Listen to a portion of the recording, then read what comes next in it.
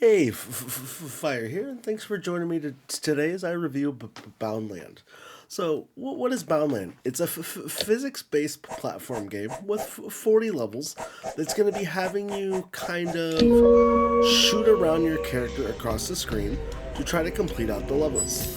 The way it's done is you can collect the little gems, but you're trying to get to that star at the end of each level. So, let's review how some of the gameplay works. You use your left analog stick to point in a direction and A to shoot. Now, gravity takes effect in the game, so you have to balance gravity to avoid targets to get to the next star. You don't have to, necessarily go at any crazy speed, although as you progress later in the game's going to introduce various little enemies and things that will chase you, locks you have to undo, walls you need to break, and everything in between, as well as some boss fights that, well, we'll get into a little later in the review.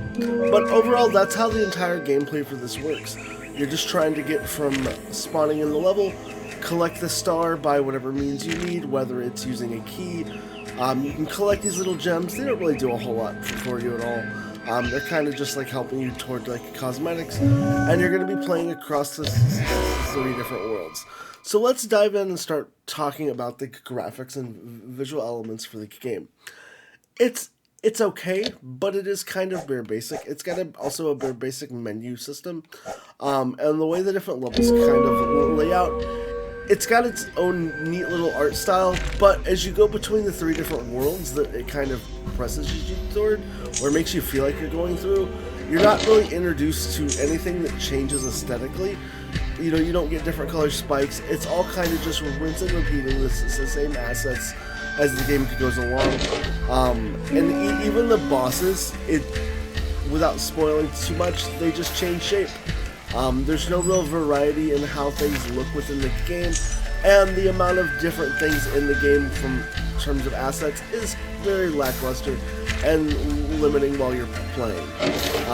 As you can see here, we'll dive into the first boss. And all the boss fights are you just sitting here spanning one of the edges, trying to eliminate the boss and then finish out the stage. This is basically how every one of the sections of this game is going to work as you traverse through the different things.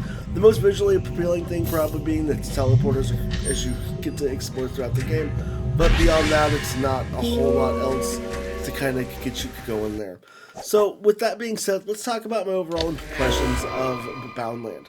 There's 40 levels, with every 10 level giving you different bosses that you fight, which are kind of lackluster as they're just adding basically one side to the shape that you're attacking, or minusing one side that you're attacking in various areas. There's these little gem things you can collect that unlock little like bonus areas. You can customize your character a bit.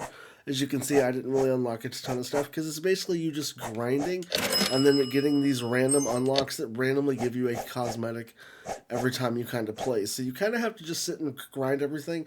Completing the game barely gives you any of the cosmetics within the game, so it's honestly kind of a pointless part of the game if you had to ask me.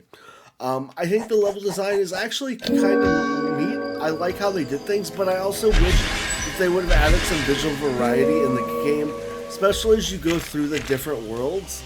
Nothing really changes while you're playing, and the amount of enemies and things that get introduced in the game is honestly kind of stale at times. You don't really get a ton of variety,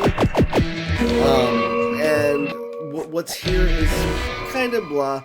The sound design's okay, but it doesn't add a whole heck of a lot to the game.